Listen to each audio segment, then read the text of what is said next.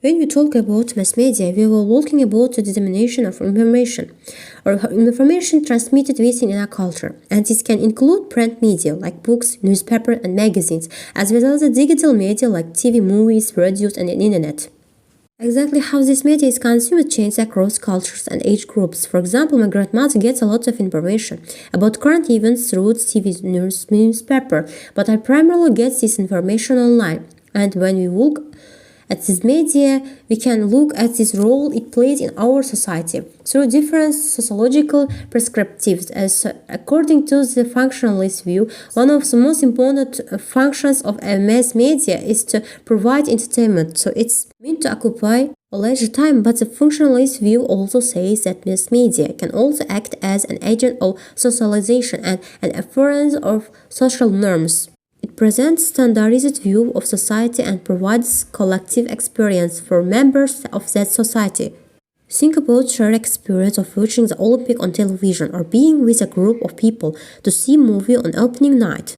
Mass media also function to bring people together. And there are entire internet-based communities that are focused on things like LGBT rights or child care, or fans of music groups that sing songs about Harry Potter. But mass media can also tell us about what society expects of us through what it rewards and punishes. So when you hear something about criminal behavior from mass media, it's often talked about in terms of bringing criminals to justice, which reinforces the idea that criminal behaviors are bad and should be avoided. However, that mass media sometimes also glorify behaviors that society as a whole would deem wrong. Things like intense physical violence. Mass media also functions as a promoter of consumer culture. At the turn of the century, the average USA child saw 20,000 commercials of a year on TV. And that doesn't include ads on the radio or billboards or things in front of the stores announcing 50% of sales. And it's only increased from there. And it's not necessarily clear what kind of an impact that might have on the next generation. The conflict view focused on how that media reflects on the parties and may even exacerbate divisions that exist within our society, like divisions based on race, ethnicity, gender, or social class. Conflict theory uses the term gatekeeping to describe the process by which a small number of people and corporations control what material is being presented on the media.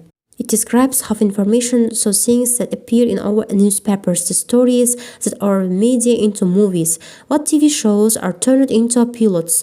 It describes how these things move through a series of gates before they can reach the public.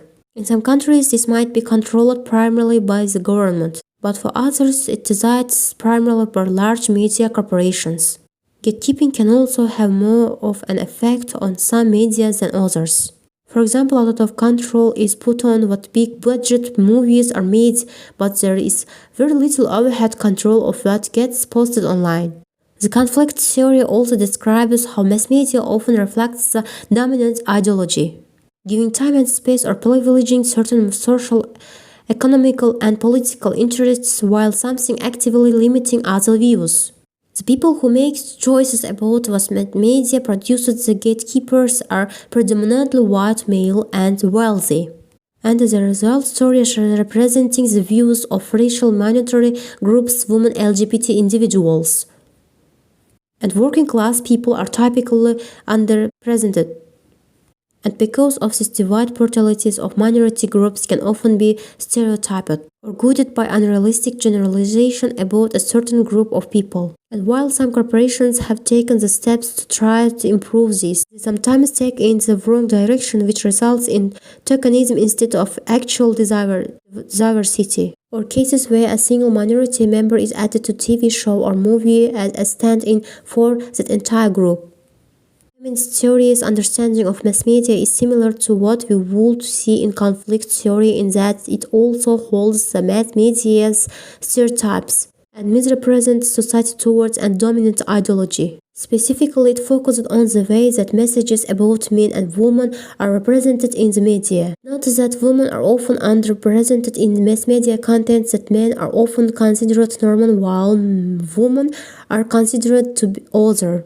Think about ads for products, hair razors and razors for women, pens and pens for her, depictions of men and women, are often highly stereotyped, enforcing strict gender roles and emphasizing traditional roles. So women are more often portrayed as victims and men as aggressors, and women are much more likely to be depicted as shallow or being obsessed with looks, which also makes it more likely that they will be sexualized and objectivized.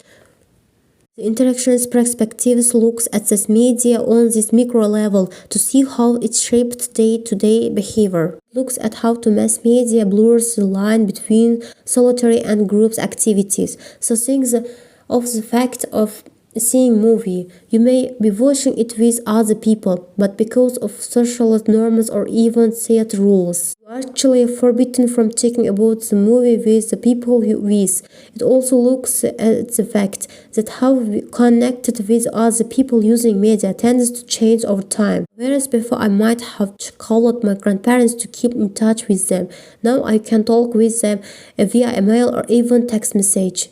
The rate at which people meet romantic partner online has also increased, which is something that probably would have seemed very confusing to just a few generations before ours.